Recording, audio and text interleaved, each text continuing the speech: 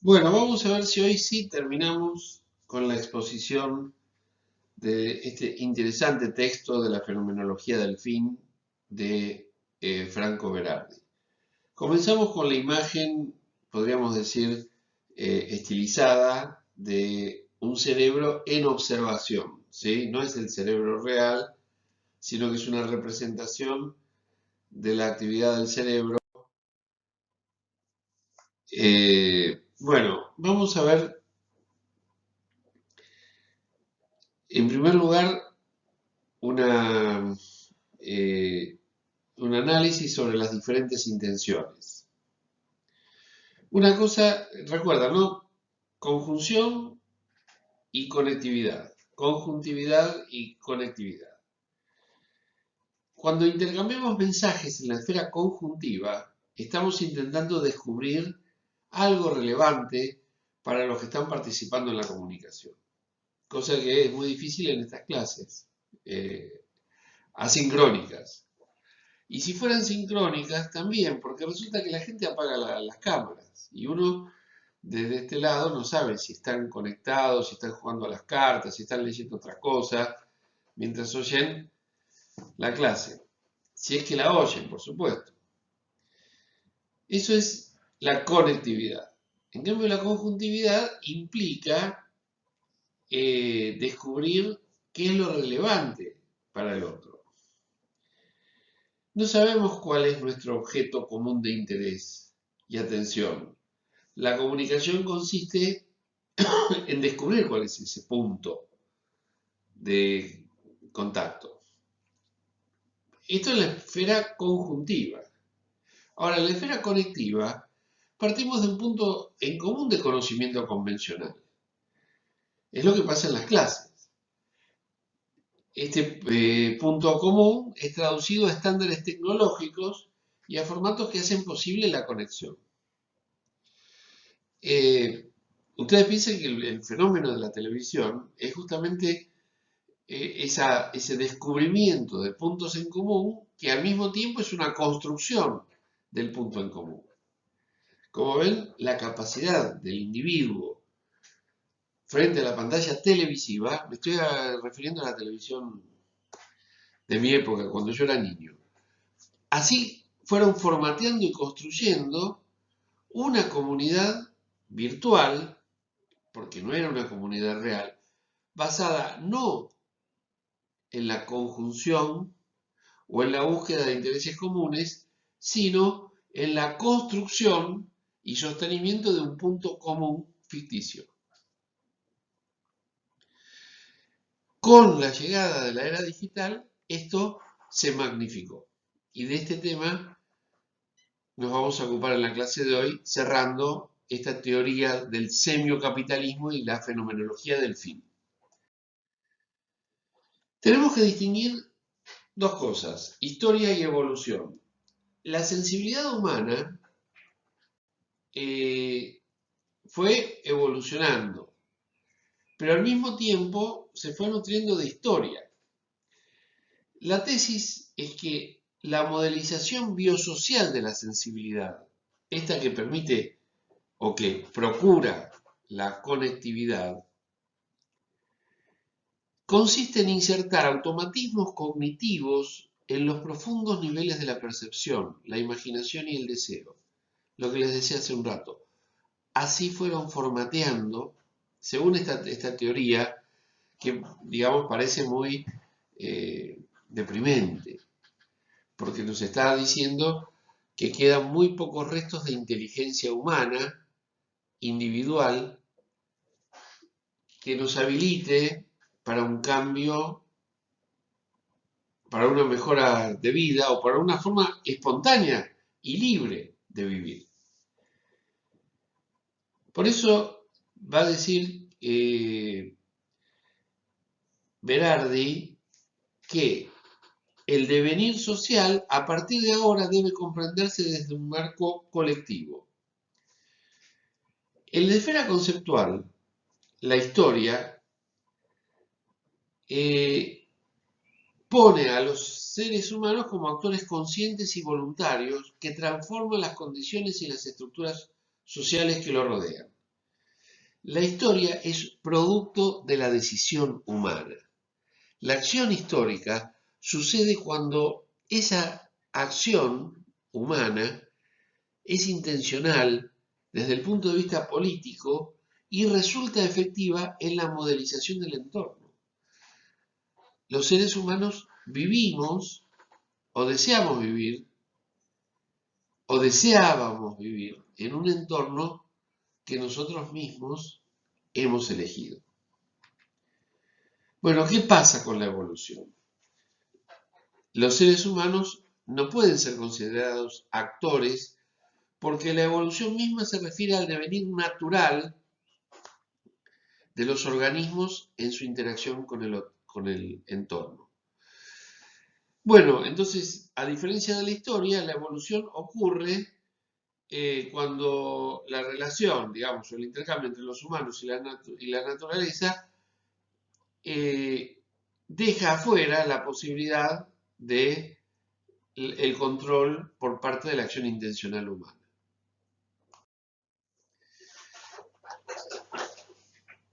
Nuestra arma más importante para actuar, para diseñar y modelar nuestra voluntad y nuestros deseos es el cerebro. Vivimos en una época de hipercomplejidad y de aceleración tecnológica. Bueno, la esfera de la vida social ya no puede entenderse adecuadamente en términos de intencionalidad y de transformación política. Precisamente porque el cerebro ha evolucionado, especialmente generando en la cognición y en la sociedad una adaptación subjetiva de nuestra mente a la transformación social. Y entonces ha quedado afuera el margen de acción para que una voluntad política procure la organización social y el cambio. En otras palabras, la tesis de Berardi es una tesis muy deprimente, porque dice que ya no es posible pensar que hagamos la historia. Más bien vamos a tener que pensar que el entorno tecnológico hace la historia por nosotros y por lo tanto no elegimos. En el contexto de la historia, la acción política era dirigida por la voluntad, el entendimiento racional y la predicción. La relevancia o efectividad de la acción humana sucedían en el nivel del conocimiento racional, de la decisión política y de la voluntad. Como hemos entrado en una etapa de automatización en el contexto de la evolución, el organismo sintoniza con su medio ambiente, se adapta y la facultad que hace posible esa sintonización es una sensibilidad acrítica, una sensibilidad conformista. Esto supone un cambio en la temporalidad que tiene tres descripciones fundamentales. En primer lugar, las transformaciones técnicas de las últimas décadas del siglo XX y la proliferación de fuentes y flujos de la información de la tecnología de redes impidieron la elaboración consciente de la información por parte de la mente individual. Y esto se traslada este impedimento a la posibilidad de coordinar de manera consciente agentes individuales intencionales. Se ha perdido la posibilidad de que la conjunción de mentes individuales generará una voluntad de transformación o de superación. Esto explica la falta de efectividad de la acción política, motivada en este cambio en la temporalidad. Las condiciones de aceleración de la infosfera, la razón y la voluntad no tienen la capacidad para procesar ni para decidir en el tiempo. Por lo tanto, estas decisiones ya han sido tomadas. ¿En favor de quién? Bueno, las condiciones técnicas alteraron las condiciones de nuestra actividad mental y por lo tanto ya no confiamos en la herramienta transformadora de nuestro cerebro y el individuo prácticamente no cuenta. No cuenta porque no puede organizarse, no cuenta porque no tiene posibilidad de entender al otro, de empatizar con el otro. Solo vive en su propio egoísmo, en su propia, podríamos decir, en su propia esfera. Esto genera la automatización del comportamiento del efecto enjambre. Como resultado de la transformación humana que ha sufrido nuestro entorno, dejó de ser un entorno analógico para ser un entorno digital, actualmente el comportamiento mental se encuentra sometido o subyugado. La distinción entre lo individual y lo colectivo se ha borrado, pero justamente porque lo individual no tiene posibilidad o le quedan muy pocas posibilidades de acción consciente, decisiva, voluntaria, intencional, y por lo tanto no puede empatizar con los otros en una acción concertada. Las masas y las multitudes hoy se hallan envueltas en cadenas de comportamiento automático. ¿Quiénes impulsan este comportamiento? Dispositivos tecnolingüísticos, que han dado lugar al efecto enjambre. El humano es el animal que moldea el entorno y este a su vez moldea su propio cerebro. El humano, que nació espontáneo, observador, curioso, hoy se convierte en un sometido a cálculos, algoritmos que evitan la curiosidad o que en todo caso la distraen de todas las posibilidades que pueden caber en nuestra mente. Ustedes han leído teatro, han leído poesía, relaciónenlo con eso, con la vida, el entusiasmo, la pasión desplegada por los artistas en decir de otra forma lo que todos vivimos, en encontrarle un nombre, una palabra, una expresión a la experiencia propia. El lenguaje, en la medida en que se fosiliza, se convierte en un fósil, se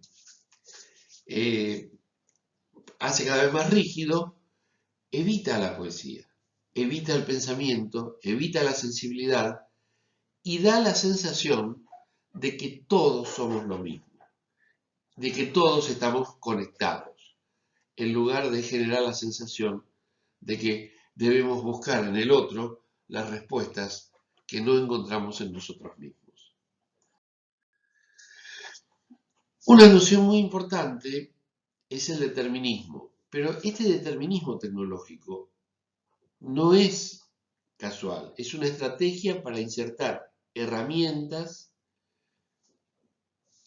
en el organismo vivo y en su cerebro, de tal manera que se genera una automatización cognitiva como la tecnología que hace esto posible.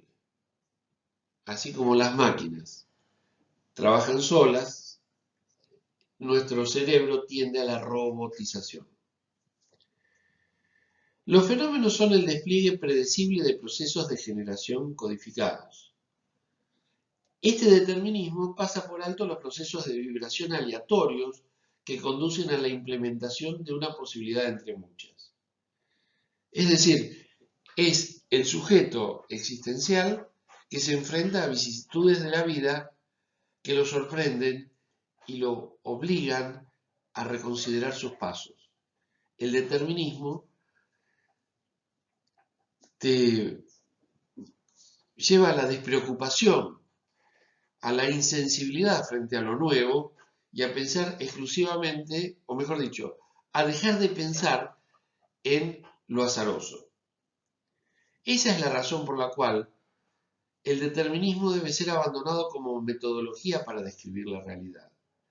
porque ya está instalada en la realidad del semiocapitalismo, del capitalismo cognitivo, esta idea de que todo está determinado. Y en realidad nada está determinado.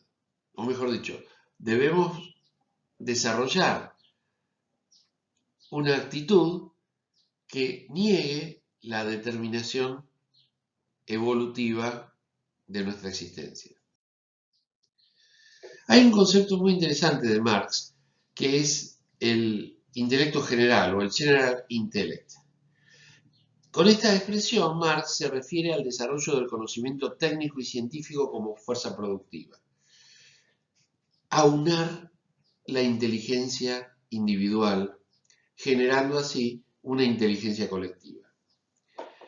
El intelecto general se convirtió en una fuerza crucial de la producción, porque es una combinación de experiencia tecnológica e intelecto social o conocimiento social general.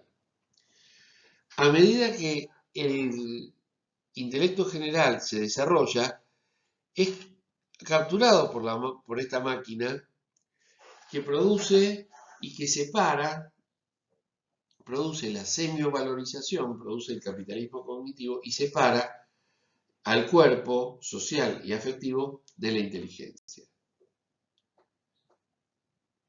Por supuesto, en desmedro del cuerpo social y del cuerpo afectivo, limitándonos a las funciones básicas del pensamiento. Es decir, el general intellect, el intelecto general, está sometido a la lógica de la economía que solo está basada en las ganancias como características distintivas de esta etapa de la vida de Occidente, de la vida del mundo. Los trabajadores cognitivos, en este sentido, sufrimos una nueva forma de alienación, la cual ha sido provocada por la separación de la actividad virtual de nuestra existencia y la comunicación corporal. Recomponer el intelecto general como una fuerza sociopolítica es posible, pero solo cuando la potencia intelectual del trabajo se reúne con el cuerpo afectivo de los trabajadores cognitivos. Bueno, este proceso de recomposición del trabajo cognitivo debería pasar por el lenguaje, por el arte, por la reunión, es decir, por la reconstrucción de los tejidos conjuntivos que la conectividad ha desplazado. Vamos a hablar ahora de la neuroplasticidad. Bueno, la neuroplasticidad es la capacidad que tiene el cerebro para adaptarse a los cambios a través de redes neuronales. Cuando se practica lo aprendido, mejoran las comunicaciones entre esas neuronas que han sufrido los cambios y esto facilita el mejor desarrollo de las tareas. La neuroplasticidad explica el aprendizaje. ¿Por qué aprendemos? Ahora bien, el contenido y la finalidad con que aprendemos no forman parte del proceso de la neuroplasticidad. Es decir, uno puede aprender a ser un asesino. Uno puede aprender que el asesinato está justificado. Uno puede aprender que las causas de nuestra decadencia está, por ejemplo, en la gente que no trabaja y no en la gente que explota a los que sí trabajan. En fin.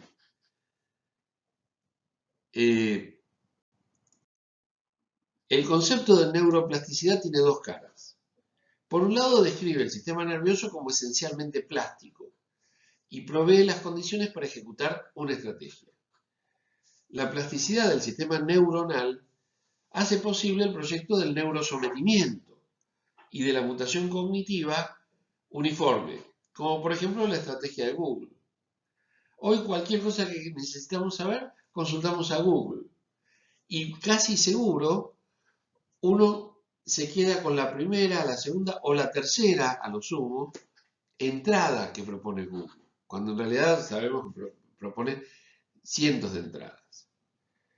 ¿Qué es eso de lo más probable que aparece en primer lugar? Bueno, está demostrado que para algunos rubros lo que aparece en primer lugar es porque se ha pagado por ese lugar.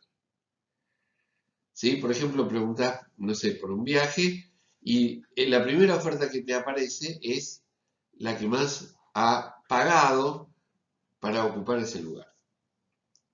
Ahora bien, el concepto de neuroplasticidad también implica la posibilidad de desarrollar un proyecto de neuroemancipación de nuestra realidad. O sea, la neuroplasticidad debería también servir para provocar rebeldía. Por lo tanto, este es el dilema, ¿no? La neuroplasticidad puede implicar dos cosas opuestas. El tipo de automatización apática y empática del comportamiento cognitivo, separada del cerebro emocional, y sería como una especie de anestesia ética. Aprender a ser insensibles. Pero también puede ser una reactivación fundamental de nuestro aparato psicocognitivo. Una forma de reactivar la empatía emocional es lo que yo, con estas lecturas, a la generación de ustedes, pretendo inculcarles. No decir que mi época era mejor, porque no era mejor.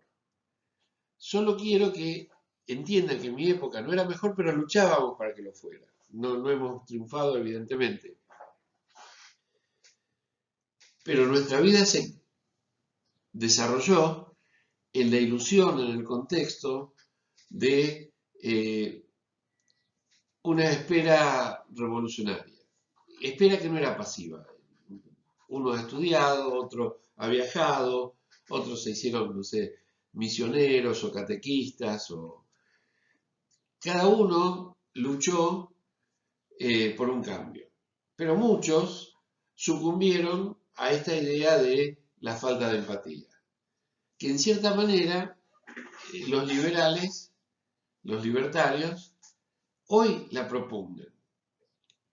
Vos vas a vivir en un mundo mejor si vos lo construís por vos mismo. No te unas a otras fuerzas, ni escuches el canto de sirena de los que quieren cambiar todo.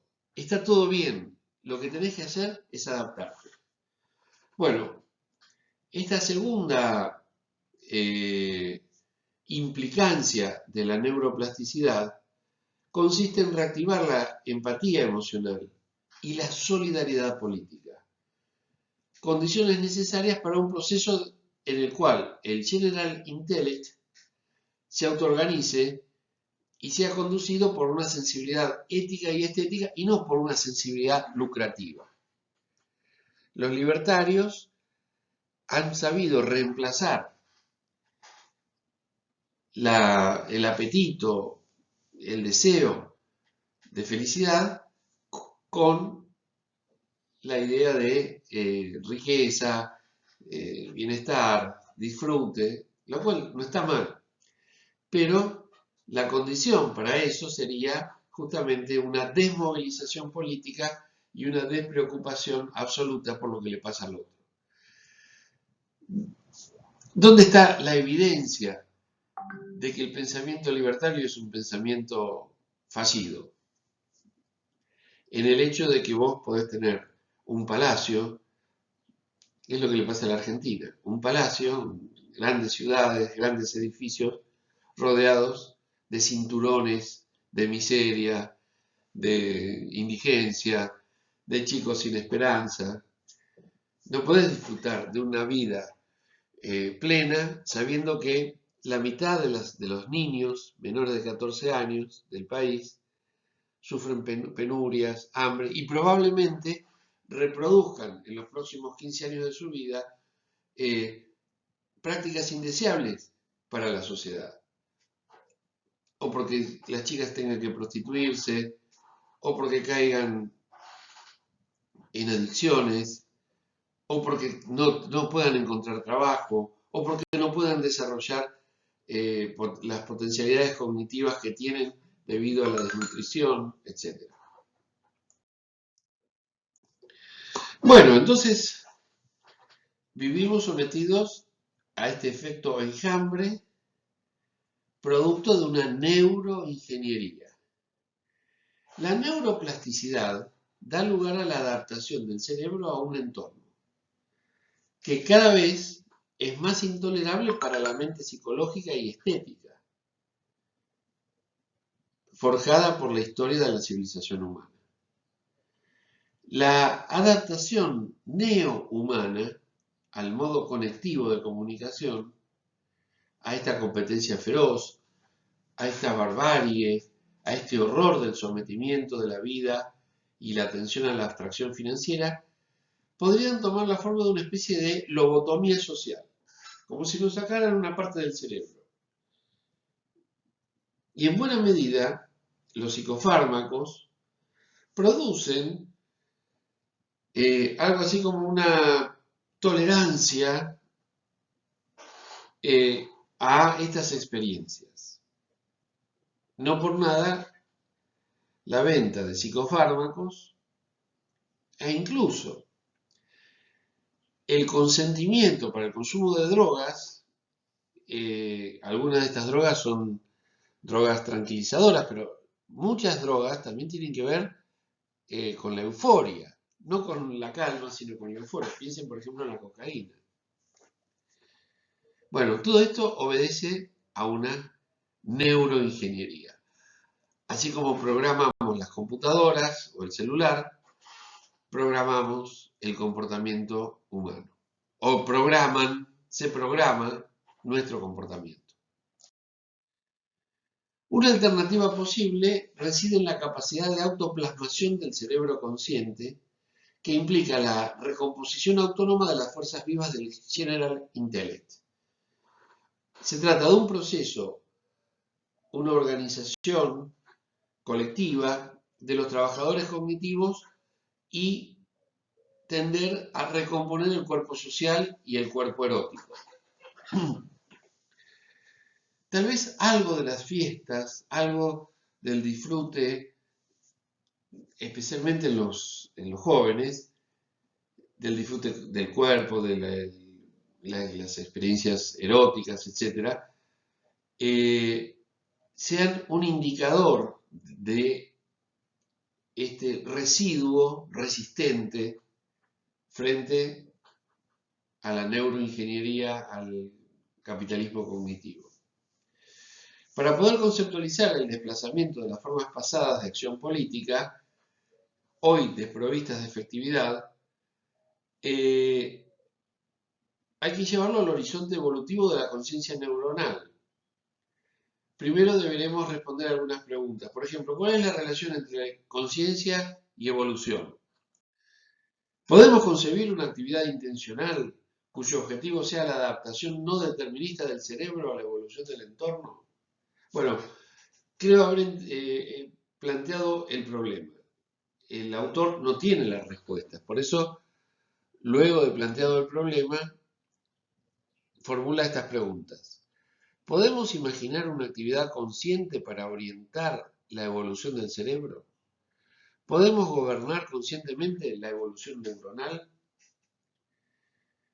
Sabemos que se ha hecho a lo largo del tiempo y ahora estamos viendo los efectos. ¿Podremos revertir estos efectos? ¿Estamos a tiempo de eso? Bueno, para responder deberemos, en primer lugar, considerar la relación entre la sensibilidad estética y los fundamentos epistémicos de la acción social. Tenemos que volver a pensar en el teatro, en abrir la conciencia, justamente la sensibilidad a nuevas formas de entender y de transmitir y de comunicarnos. Por lo tanto, segunda cosa,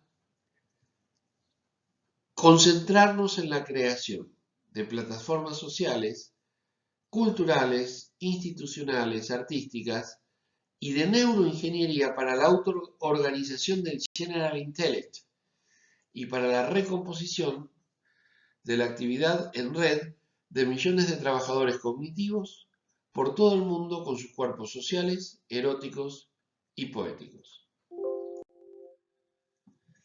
¿Saben quién fue Malinche? Bueno, Malinche fue la mujer azteca que se enamora y tiene hijos. ¿Saben con quién? Con Hernán Cortés, con el conquistador. Más allá de la cuestión, podríamos decir, patriarcal, de echarle la culpa a la mujer de una pérdida, de una traición, etc. Malinche es el símbolo de la derrota, de la claudicación, de la entrega. Por eso, el epílogo del libro, Fenomenología del Fin, termina con esta alusión emblemática. El mundo ha terminado, estamos, digamos, convertidos en Malinche. La impersonalidad de la abstracción financiera escapa a cualquier intento de transformación política consciente. Y así la gente que ha perdido el control sobre sus vidas se aferra profundamente a un sentimiento de pertenencia ilusorio. Es muy significativo, más allá del sistema financiero convencional, el auge de las bitcoins, es decir, de las monedas digitales. La nación, la fe religiosa, la etnicidad, otorgan protección frente a la inseguridad y la soledad y sirven como herramientas para atacar a los competidores. Las energías conectivas de la nueva generación han sido recombinadas por el autómata tecnofinanciero y han sido reducidas a una condición de precariedad. El pertenecer agresivo es la única forma de cohesión. ¿Será el General Intellect capaz de autodesvincularse del autómata? Las grandes masas hoy, en lugar de vivir en comunidad, solo están conectadas con fines utilitarios. ¿Serán capaces de encontrar un nuevo lenguaje conjuntivo en este reino conectivo del código digital? ¿Puede la conciencia actuar en la evolución neurológica? ¿Hay restos para eso? ¿Encontrarán el placer, los afectos y la empatía maneras de resurgir fuera del marco conjuntivo? ¿Seremos capaces de traducir a un lenguaje humano este lenguaje conectivo de la semiomáquina automatizada cuyo zumbido está creciendo en nuestras mentes? Estas son preguntas que solo Malinche puede intentar responder por haberse abierto al otro incomprensible, por haber traicionado a su pueblo y reinventado un lenguaje para poder expresar lo inefable. Bueno, la semana que viene vamos a ver un tema mucho más agradable que es el tema del humor. Nos veremos y muchas gracias.